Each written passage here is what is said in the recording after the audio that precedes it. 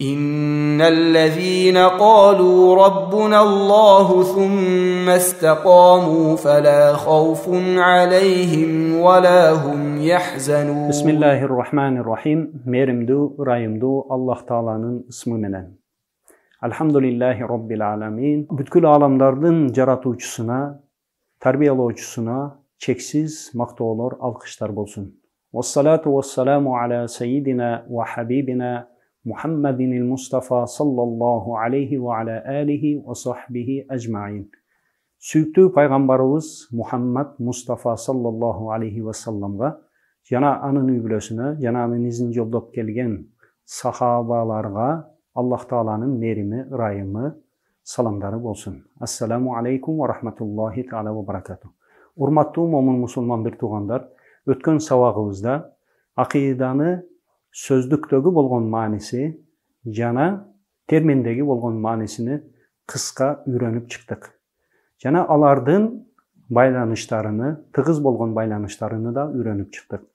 Жана акыйданын сөздүктөгү болгон маанисинен жана акыйданын терминдеги болгон маанисинен сабактарды алдык.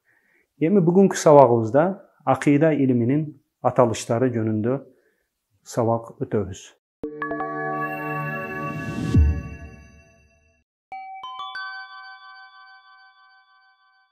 Akidanın kanday atalışları var. Akidanın atalışları öte köp. Alardan birincisi, ulu alımımız, zalkar alımımız, mazhab yolbaşçımız Abu Hanife rahmetullahi aleyh akida turalı kitap yazıp El-Fiqhul Akbar dep atadı.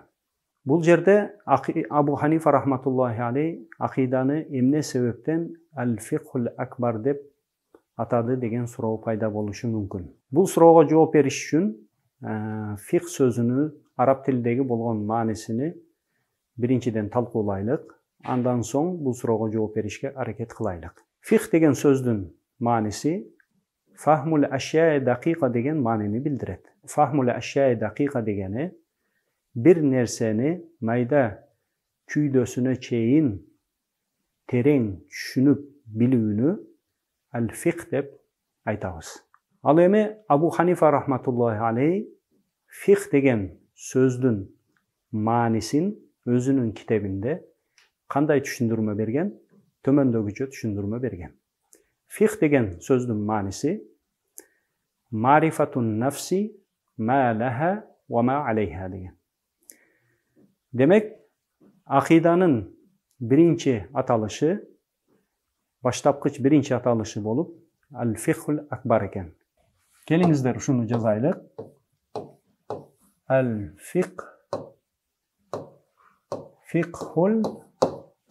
Akbar. Abu Hanife rahmetullahi aleyh fiqh sözünün maanisini Marifatun nafsi ma laha wa ma alayha dedi. Bunu ham жазайлык. Bunun birinci maanisini aytып ötöylük. Marifatu, tanu, bilu degen manini bildiret. Nafsi, nafste. Nafsini tanu, nafsini bilu degen manini bilir. Ma laha, jana nafsine emne nerseler paydalı bu dünyada ahirette. Ve ma aleyha, jana nafsine emne nerseler ziyandu bu dünyada ahirette.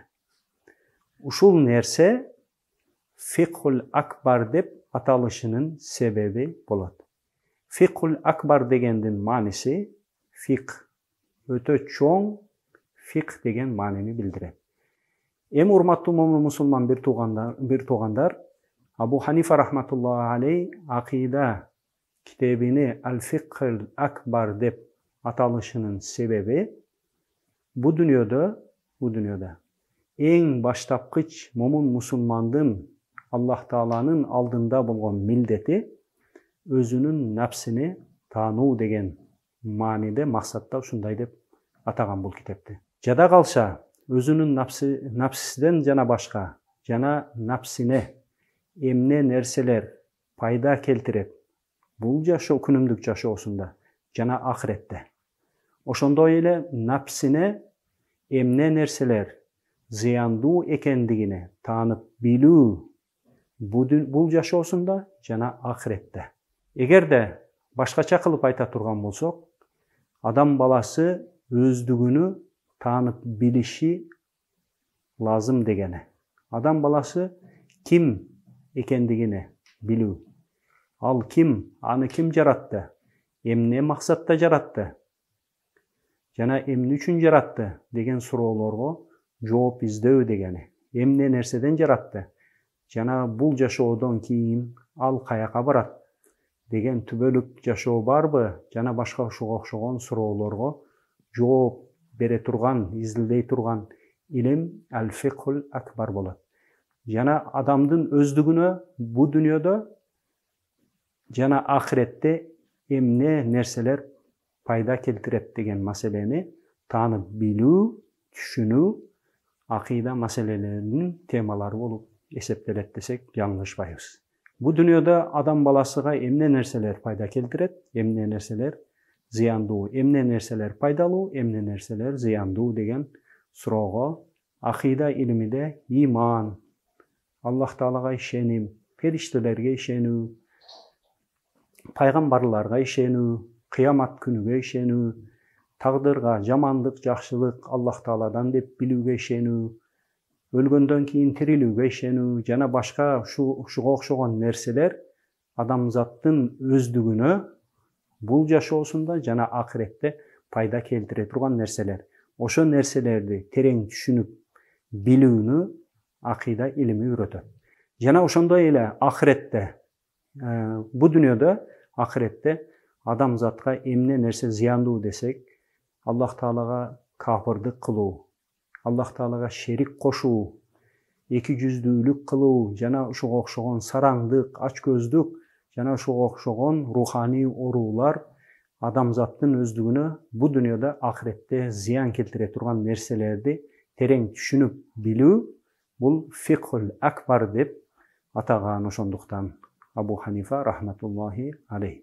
Абу Ханифа рахматуллахи алейх бул фикхул акбар деп аталышынын же болбосо марифатун нафси ма лаха ва ма алейха деген неме түшүндүрмөнү каяктан алды дей турган болсоңуздар, Аллах Тааланын ыйык Кур'аны Кариминде Бакара сүрөсүндө лаха ма касабат ва алейха мактасабат деген аяттан алган.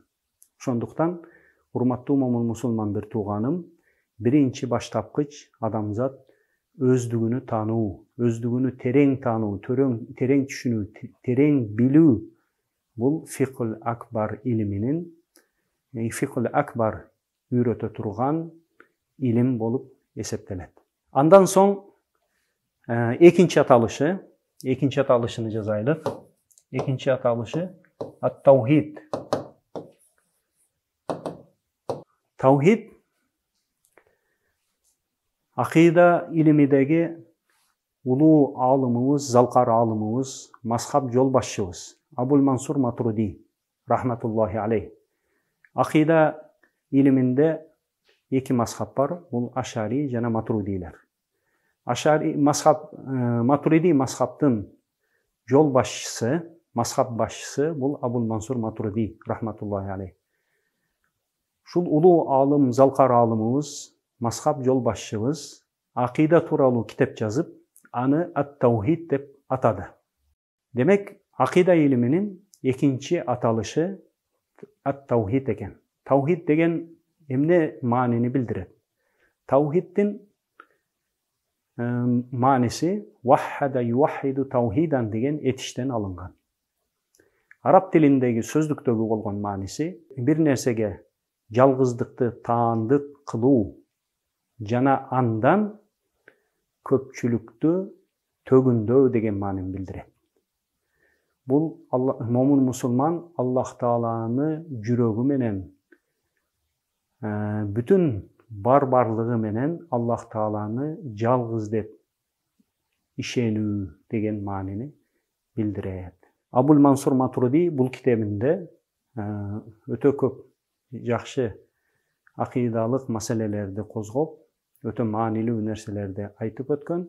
Ошондуктан бул 3-чү кылымда, хижри сананын 3-чү кылымында Абул Мансур Матуриди акыйда жөнүндө китеп жазып, аны ат-таухид деп атады. Демек, таухид акыйданын өзөгү. Таухид акыйда илиминин негизи. Таухид акыйда илиминин пайдубалы десек жаңылышпаган болобуз. Ал эми үчүнчү акыйданын аталышы бул ал-акыйда. Муну ham жазайлык. Ал-акыйда. Акыйда деп баштапкыч мазхаб алымдарыбыздан өтө көрүнүктүү, өтө белгилүү залкар алымдарыбыздан болгон Абу Жафар Тахави акыйда тууралуу китеп жазып, Ал-Акыйда деп атады бул китепти. Кийинчерээк бул китепке Ал-Акыйдату Тахавия деп Тахави сөзү кошулуп калган. Бул китеп өтө көп алымдарыбыздын тарабынан этибарга алынып, бүтүн төрт мазхабтын мусулмандары кадыр барктап бул китепти. Өтө көп залкар алымдарыбыз бул китепти чечмелеген. Биздин мазхабыбыздагы Ал-Матрудия мазхабында, Ханафи мазхабында бул китеп негизги булактардан болуп эсептелет. Абу Жафар Тахави китеп жазып, демек ал китепти Ал-Акыйда деп атады. Демек, акыйда илиминин үчүнчү аталышы Ал-Акыйда деп аталат. Ал эми акыйданын төртүнчү аталышы болсо, бул усулуд-дин. Усулуд-дин бул эки сөздөн турат. Биринчиси усул. Усул деген сөздүн мааниси бул аслун деген сөздүн көпчүлүк саны болуп, негиз жана пайдубалы деген маанини билдирет. Диндин пайдубалдары, диндин негизи деген маанини билдирет. Белгилүү алым, залкар алымдарыбыздан болгон Абул Юсри Ал-Баздави хижри сананын 4-асырында Усулуд-дин деген акыйда тууралуу китеп жазып, аны Усулуд-дин деп атады. Келиңиздер, бул ham жазайлык. 4-чү аталышы акыйданы Усулуд-дин. Усулуд-дин деп аталды. Мындан башка акыйданын аталыштары өтө көп. Жана 5-кылымда айта турган болсок, белгилүү залкар алымдардан Абу Муин Насафи деген Ханафи мазхабыда, Матуриди мазхабыда болгон өтө белгилүү алымыбыз акыйда тууралуу китеп жазып, аны Табсиратул Адиллати фи Усулуд-дин деп атады ал китепти. Бул дагы өтө белгилүү алымдардан болуп эсептелинет. Уламаларыбыздын айтышынча, бул китеп Абул Мансур Матуриди рахматуллахи алейхин Ат-Таухид деген китебинин терең чечмелөөсү деп дагы айтышат. Андан кийинки алымдарыбыз ошо 5-кылым, хижри сананын 5-кылымында Нажмиддин Насафи деген өтө белгилүү алымдарыбыздан болгон алымыбыз акыйда тууралуу китеп жазып, аны Мутунун Акаидин Насафия деп атады. Бул китеп өтө белгилүү китептерден.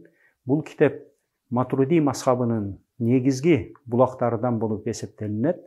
Бул китепте имам Тафтазани өтө терең жана кенен чечмелеген. Жана имам Тафтазаниден дагы башка белгилүү алымдарыбыз бул китепти чечмелеп келишет. Андан соң кийинки алымдарыбыздан болгон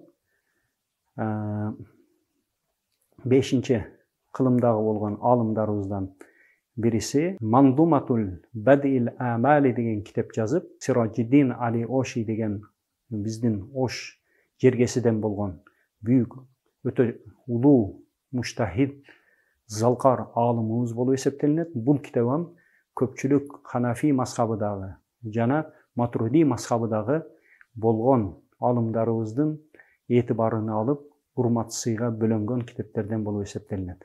Урматтуу момун мусулман бир туугандарым, акыйда боюнча китептерибиз өтө көп.